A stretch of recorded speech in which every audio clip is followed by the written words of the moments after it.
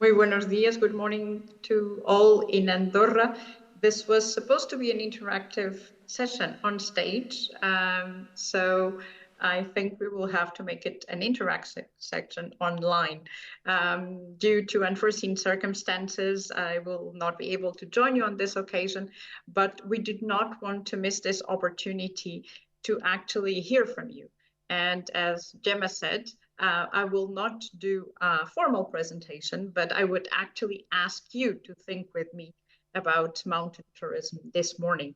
I know it's very early, and I'm sure that you enjoyed very much Andorra last night. So we will try to start with listening to what you think about mountain tourism, and I will try to share my screen if technology is with me, which I think is.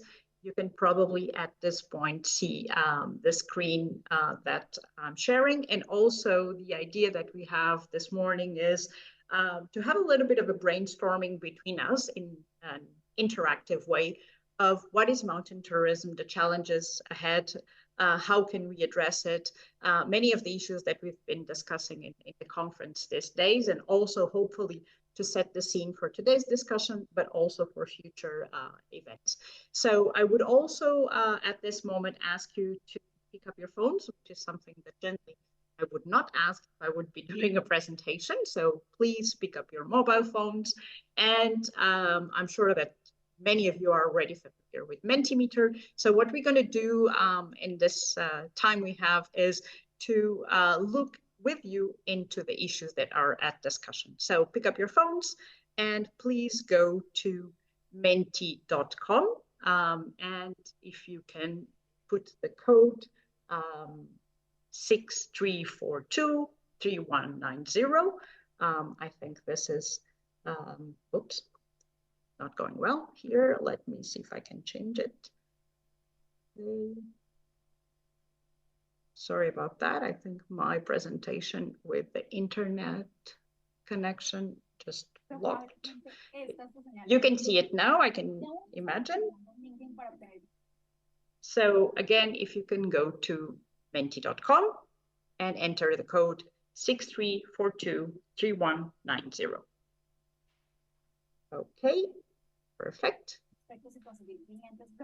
Let's hope that people are ready with their phones, you're ready with your menti.com, entering the code. And the first question I'd like to ask you is if you can choose the words that you think describe mountain tourism. Very good. In English or Spanish is possible. Otherwise, this is going to be quite challenging. Adventure, snow, very well. Outdoor, active, nature related. So nature, very much the connection with nature coming there. Montagne, freedom. That's a very interesting word. Very much in line with our mental health and need of projection with the outside world. Nature at the center of our discussions. Gastronomy, this connection. Sunshine. I see you're having a good experience in Andorra. Freedom, nature. Nature is still very much at the core of the answers. I also naturally invite everyone who's following us online to do the same. Very easily, you can pick up your phone or just use the code which is on top, and you can also contribute. Okay, we have 94 answers so far. Very well. Nature, freedom still up there. Okay, very good. Family, islands, outdoor activities, relax, health, there we go. Nature, health, freedom.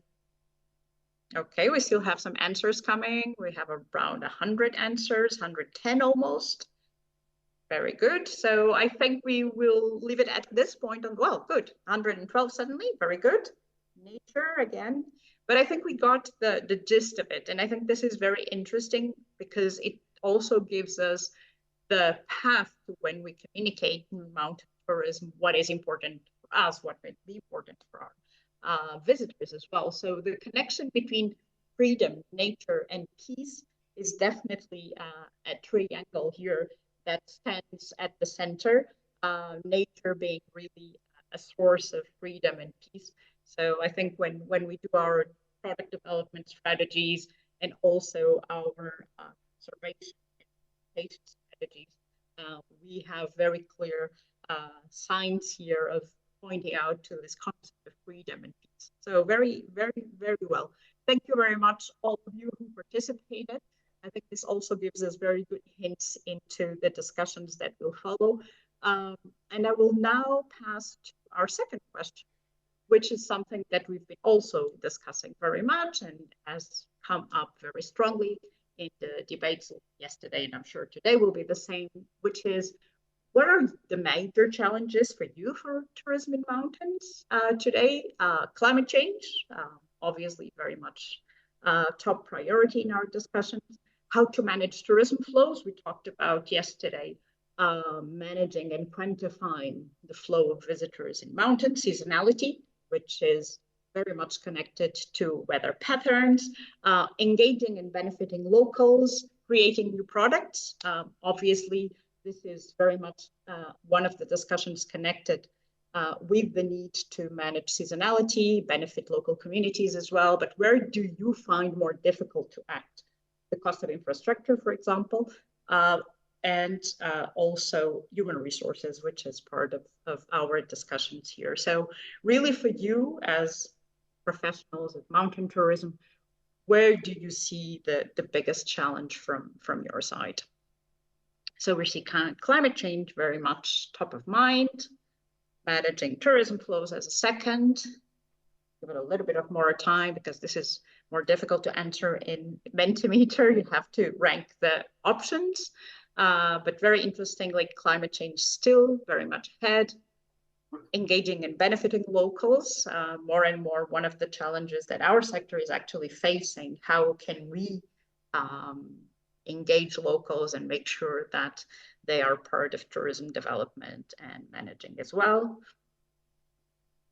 Cost of infrastructure, not so high, interesting as well. So climate change, definitely the biggest challenge for all participating, which is also connected very much with managing tourism flows. At the same time, climate change has the double challenge of how do we address it as a sector, but also how do we adapt, especially in mountains, which are much more vulnerable to the effects of climate change. So very good. If we can just give it a little bit more of a moment so more people can participate. But I think in a very clear ranking, we do have climate change as the biggest challenge facing tourism in mountains, second, managing tourism flows, and third, engaging and benefiting locals. So very interesting, because I think this also gives us, again, an opportunity to focus on these topics in our work also at UN Tourism and with mountain destinations. So we're going to go a little bit deeper because you were asked to rank, obviously. But apart from those challenges which are there, what other challenges do you face as professionals in mountain tourism? Maybe some of them are not necessarily there.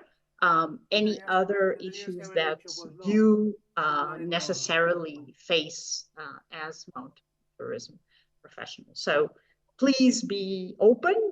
This is to be a really engaging discussion. So any other challenges that were not tackled, please feel free. Okay, collaboration between public and private sectors, very good.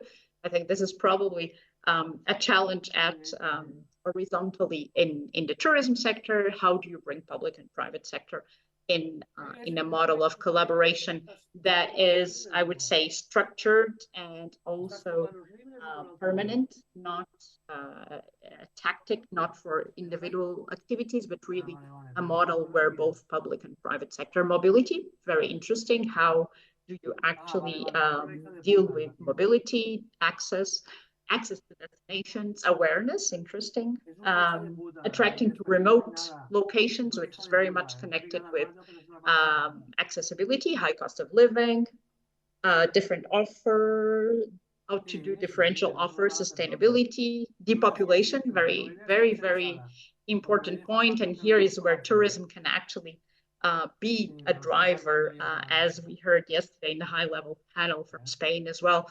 How can tourism be a driver fighting depopulation? And our best tourism villages and our rural tourism development program also tries to address this, retaining youth, very much connected with the issues of depopulation, protecting nature versus tourism. How do we develop products in a way that find that balance? Very interesting, making visitors aware and locals.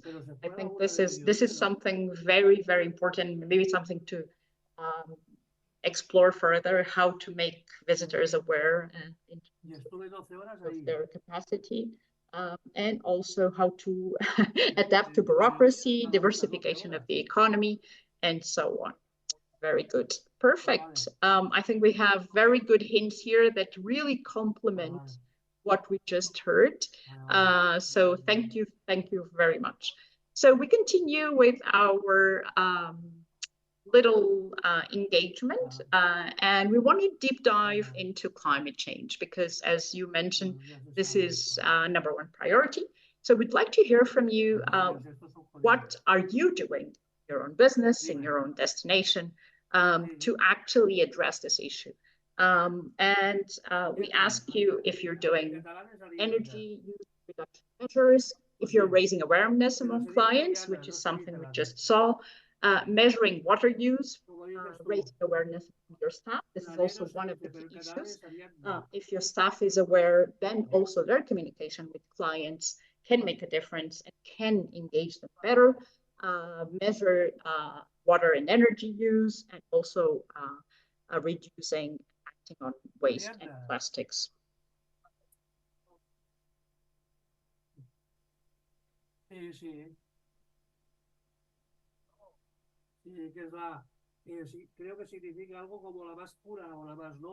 Perfect. So we have acting on waste and plastics. Very good.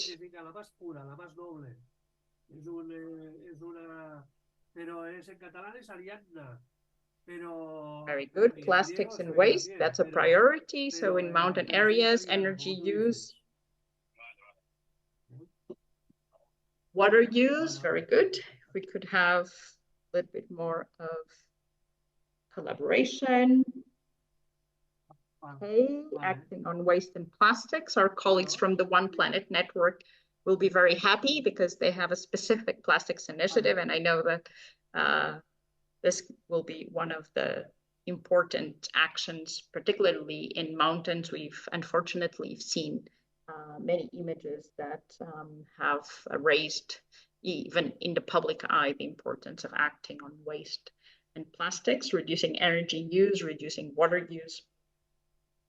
Very much one of the priorities. So I think, you know, it's very clear, and also again for the work that we all need to do in terms of addressing climate change, that acting on waste and plastics will be a critical element.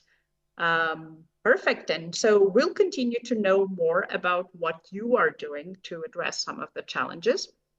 And next, I would like to ask you, as a professional and as a destination, in terms of managing flows, and this was also one of the challenges identified, what kind of actions are you taking in terms of promoting a more balanced flow management for mountain destination? So territorial dispersal, very interestingly, so making sure that the demand is not concentrated in 1 or 2 locations. Vehicle access to mountains, very interesting. And we were talking about mobility, and we were talking about access before. So the building of a flow management that allows for vehicles to, before arriving to the mountains, be managed. Clear goals, very good. Reducing room temperature, interesting. Mostly that goes to climate change. Using technology to collect data and redirect, very important. How do you manage and make sure also to inform visitors that specific location is now with a high level of demand? Control consumption, very good. Restricting private vehicles, interesting. Public transport management, so connected also with what we were talking before, access payment to natural and preserved sites. Definitely a need to have a definition of what is the carrying capacity of the destination and put limits both in terms of the access and in terms of possible payment. So very much the focus on accessibility, mobility, clean mobility, very interesting as well, how to use inside the mountain spaces, clean mobility, produced and buy local, very good. So I think we have a very clear path here of the importance actually of mobility and mobility management. There's some answers still coming. Equilibrar, balance in the benefits without losing the quality of the service, public transportation again. So I think definitely one of the issues that we need maybe to discuss further in detail in also future occasions is how to manage mobility, both public transport, clean mobility, and private vehicles. So thank you very much for those insights. And we continue. Fighting seasonality was also one of the challenges identified. What are you as, again, professionals and destinations doing to address this issue? Are you diversifying your market portfolio, specific activities during specific seasons to attract different visitors? So in practice, what kind of actions are you taking? Events, that's a very, very interesting point, how to create events in off-peak season so that to attract customers beyond what is the normal demand period. Customer experiences for families, very interesting. Seniors, so very, very interesting as well. New products, diversifying in activity and adapting activities to the season. I think this is a very interesting thing. If you look at different seasons and also creating new products, can be gastronomy, it can be health and wellness, it can be adventure, but that connect even with the season in terms of respecting and knowing nature better as well. So diversification through MICE tourism as well, promote local tourism. That's a very, very interesting point. Often we forget about the domestic market, we forget about the local market, and they're very important to fight seasonality. And we've seen as well, very important in crisis moments as we've just witnessed during the pandemic. Live like locals experience, start targeting mass market consumers and focus on the high value, very well. Experiencing programs and activities, outdoor activities during the whole year. So very much adapting the product and the market to the season and make it more aligned with it. Very good. And we continue. Human resources, I know it's one of the challenges being discussed as well. And we want to hear from you. Also, again, what are you doing in your own company, in your own destination to attract and retain talent? Because we know attracting is already a very first step, but retaining that talent, and we've seen many of the professionals in our sector leaving after COVID.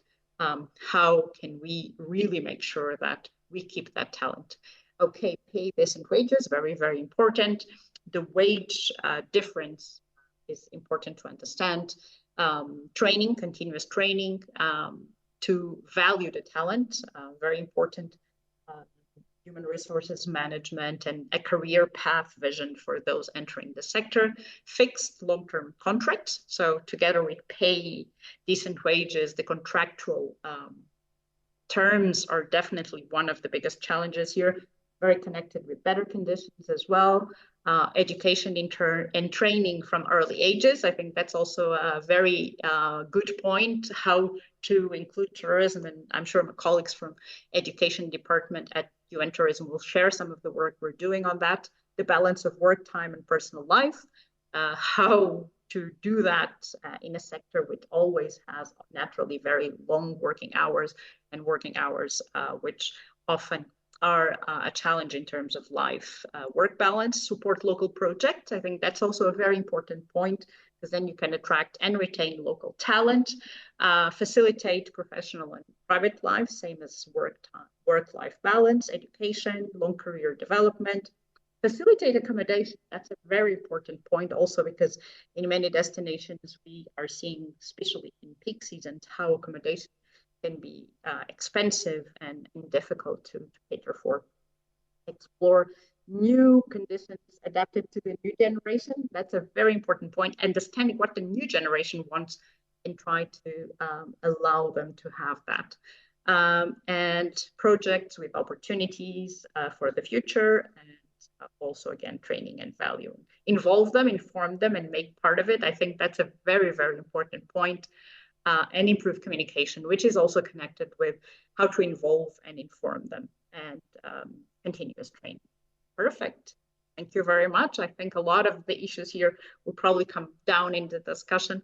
And going further, how can we do that is probably the next step. So also, just to wrap up, it will be very interesting to have your views on which of the profiles in travelers do you see growing most in the next 5 years. Solo active adventure profile, couples looking more for wellness, friends looking for active and adventure activities, solo wellness tourists, couples looking for wellness, enjoyment of well-being, both physically and mental, and also couples in active. So couples active adventures for the moment gaining space there. Very good.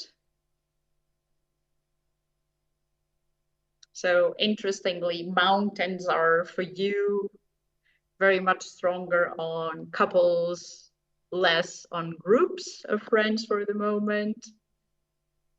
Both active, solo active adventurers, so very much the nature adventure component still very much on top, but the couple wellness already also as important as the solo active adventure.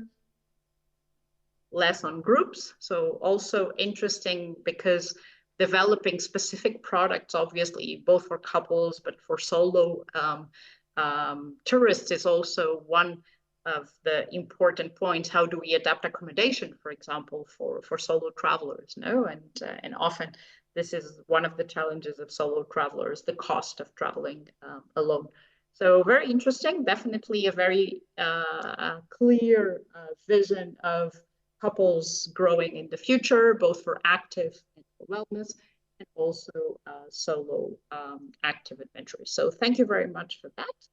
And finally, we always try to do this also to help us make sure that our congresses and our events are relevant for you. What topics would you like to see discussed in future events of mountain tourism, or address future activities related to mountain tourism?